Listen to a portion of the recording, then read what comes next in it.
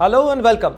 I am Pranay Upadhyay and you are watching Namaste World, your daily window into the biggest stories shaping India and the world. We begin in South Asia, where Pakistan's Defence Minister Khwaja Asif claims that arms order could end IMF dependence of Pakistan within 6 months. In the Atlantic, it's now being reported that 3 Indians were among the crew on the Russian oil tanker seized by the United States. In West Asia, Saudi Arabia and United Arab Emirates rift widens as Yemen exposes a growing Gulf power struggle between former wartime allies. In the United States, White House reportedly mulls cash payment to Greenlanders to quit Denmark and join the United States. But the biggest news of the day, US Commerce Secretary Howard Lutnick reveals that trade deal between India and the United States fell through because Prime Minister Narendra Modi did not call President Trump directly. And in West Asia, Iran protest enters 12th day as Reza Pahlavi buzz grows. However, US President Donald Trump cautions on regime change talk. All that and more. Global flashpoints, power plays and stories that matter coming up in this edition of Namaste World. In a stunning revelation, US Commerce Secretary Howard Lutnick has disclosed why a major trade deal between India and the United States fell through. Speaking on the issue during a podcast, Lutnick said that the agreement was fully prepared, but it required a final step, a direct phone call from Prime Minister Narendra Modi to President Donald J. Trump to close it. According to Lutnick, India was given a tight window of just 3 Fridays to finalize the deal. However, Indian officials were uncomfortable with the leader-to-leader call and Modi did not make it. As a result, United States moved on, striking trade agreements with Indonesia, Philippines and Vietnam instead. Deals that Lutnick says came at higher rates, leaving India behind. He contrasted this with the UK, where Prime Minister Keir Starmer personally called Trump and wrapping up their deal swiftly. Lutnick noted the previous favourable terms for India are now off the table, but added that the door remains open, saying India will work it out. This comes amidst existing 50% US tariff on Indian goods linked in part to India's Russian oil purchase. As massive anti-government protests continue for a 12th day in Iran, fueled by the economic hardship and widespread unrest. Meanwhile, exiled Iranian Crown Prince Reza Pahlavi is set to visit President Donald Trump at Mar-a-Lago Resort in Florida next week for an event. Former royals' hyperactive engagements online and offline have fueled speculation of a potential regime change in Iran. However, President Donald Trump has cautioned against a meeting with Pahlavi.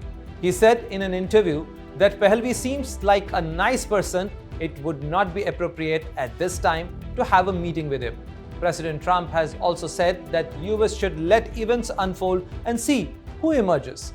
The protests sparked by the soaring inflation and currency collapse have seen thousands take to streets in Tehran and other cities chanting death to dictator and even praising the late Shah, with some calling from Pahlavi's return. In response to demonstrations called by Pahlavi, Iranian authorities imposed a nationwide internet blackout late Thursday, cutting phone lines and access as crowds erupted in chants. Human rights groups report over 36 deaths and more than 2,000 detentions so far. President Donald Trump has issued stark warning to Iran's leadership against escalating violence on protesters. Meanwhile, Iran's Supreme Leader Ayatollah Khamenei said in his Friday address that Islamic Republic will not back down before these protests, and he called out that no intention and effort of foreign intervention will be allowed to succeed. Pakistan's Defence Minister Khwaja Asif says the country may not need IMF loans soon, claiming booming arms export can fill the gap. But this is a nation drowning in debt, surviving on bailouts and harsh reforms. So is Pakistan really turning financial independence, or is this just a political bravado? Here is a report by Jyoti Shukla.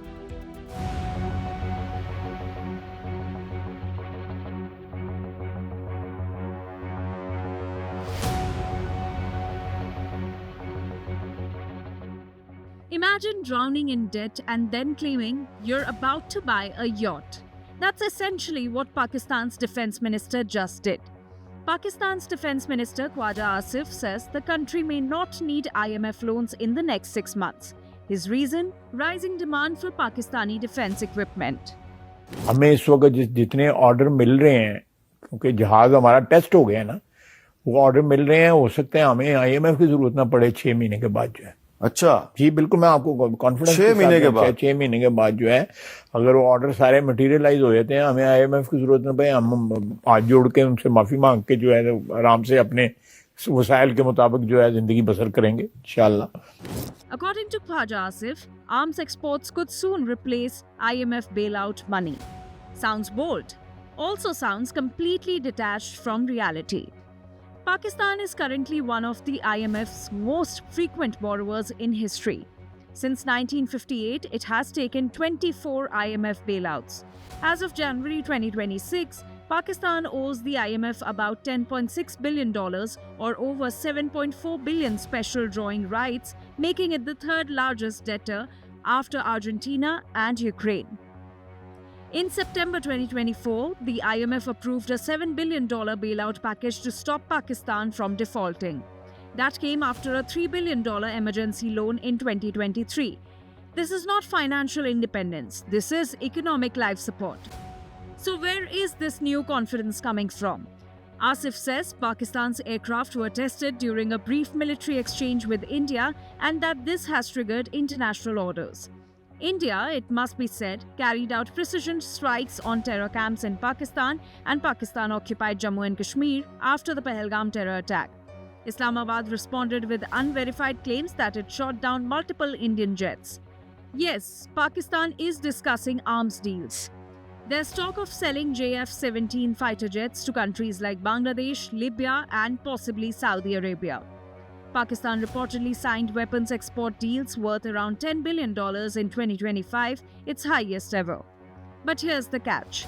Pakistan's global share in arms exports remains tiny. These deals are spread over years, not months. They don't bring instant cash. And they certainly don't replace IMF funding that pays for fuel, food imports, and basic economic stability.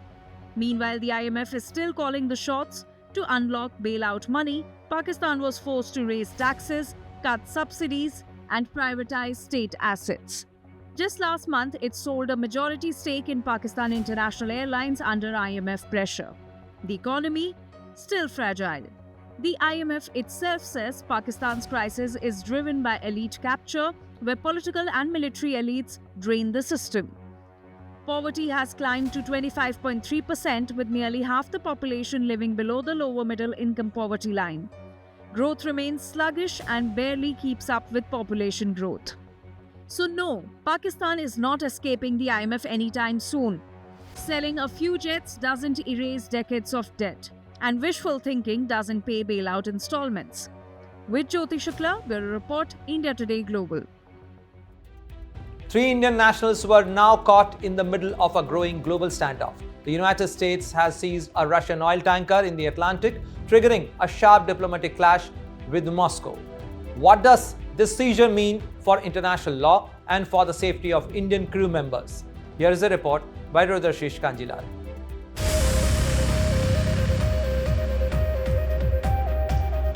A major international crisis is unfolding on the high seas as the United States has seized a Russian-flagged oil tanker in the North Atlantic, and among those caught up in the row are 3 Indian nationals.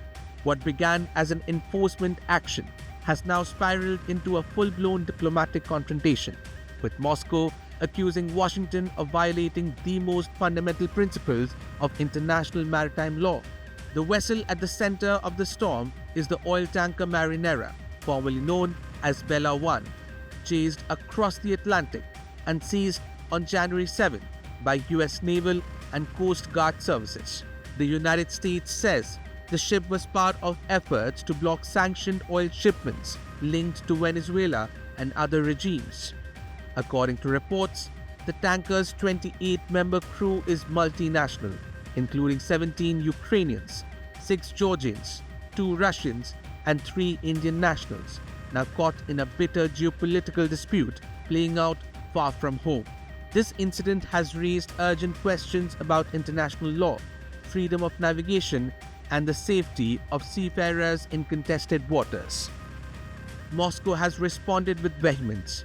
The Russian Foreign Ministry says Washington's actions amount to an outright breach of maritime law, arguing that boarding and seizing a civilian vessel on the high seas without consent is illegal.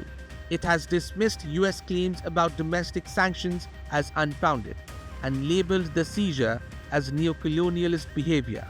Russia points to its own legal permitting, granted just days ago, that allowed the Marinera to operate under the Russian flag.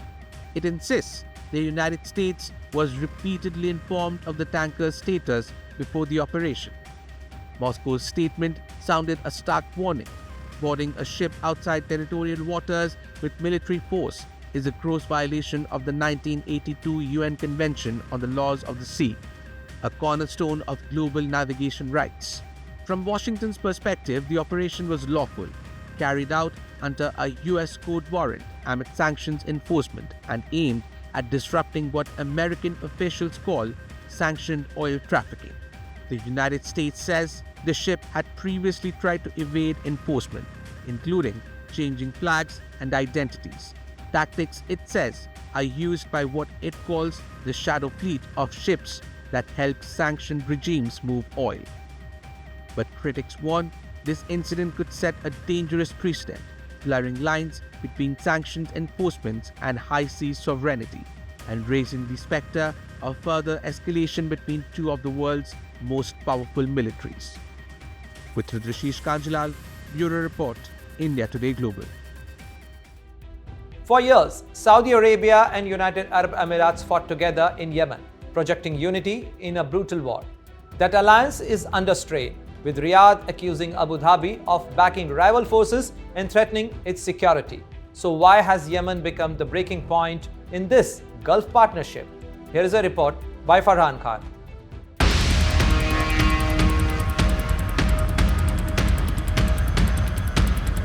For years, Saudi Arabia and the United Arab Emirates fought side by side in Yemen. Same coalition, same enemies, same war. But now that partnership is cracking and Yemen is where the rift is finally out in the open. The immediate trigger is Aidarus al-Zubaydi, the leader of Yemen's Southern Transitional Council or STC, a separatist group backed by the UAE.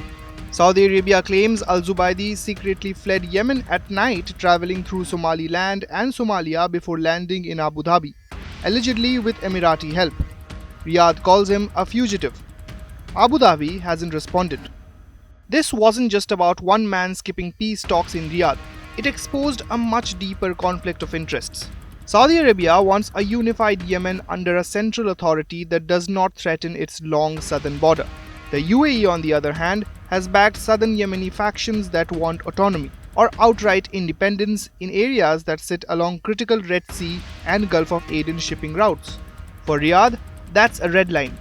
When UAE-backed STC forces seized territory near Saudi borders late last year, Saudi jets responded with airstrikes, even hitting what they described as UAE-linked shipments. The message was blunt: destabilizing Saudi Arabia's neighborhood will not be tolerated. This is why Saudi Arabia has gone unusually public, accusing the UAE of undermining its national security, language rarely used between Gulf allies.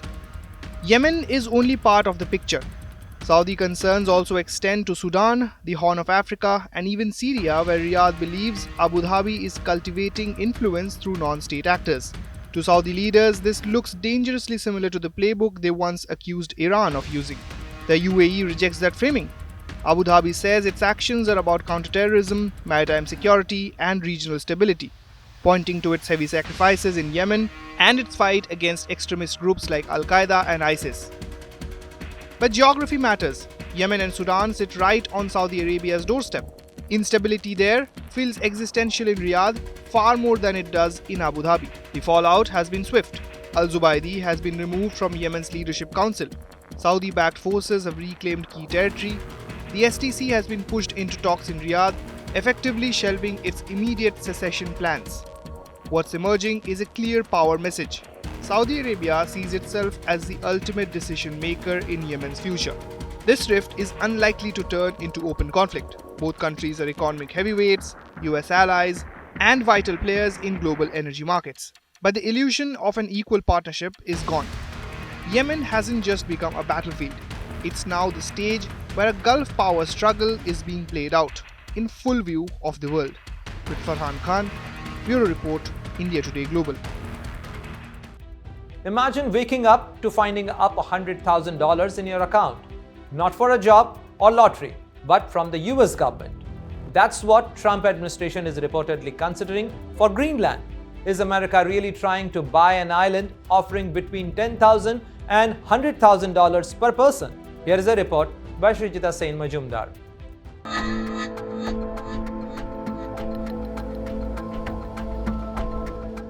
Imagine waking up to find $100,000 in your bank account. No lottery, no inheritance, just a check from the US government asking you to switch countries. Sounds insane, right? Well, that's exactly what the Trump administration is reportedly considering for the people of Greenland. White House officials have been discussing sending direct cash payments to Greenland's 57,000 residents. We are talking anywhere from $10,000 to $100,000 per person. The goal? Convince them to ditch Denmark and join the United States. Do the math. At $100,000 per person, that's nearly $6 billion. The ultimate real estate deal, Trump style. But here's where it gets complicated. Greenland has firmly rejected the overture.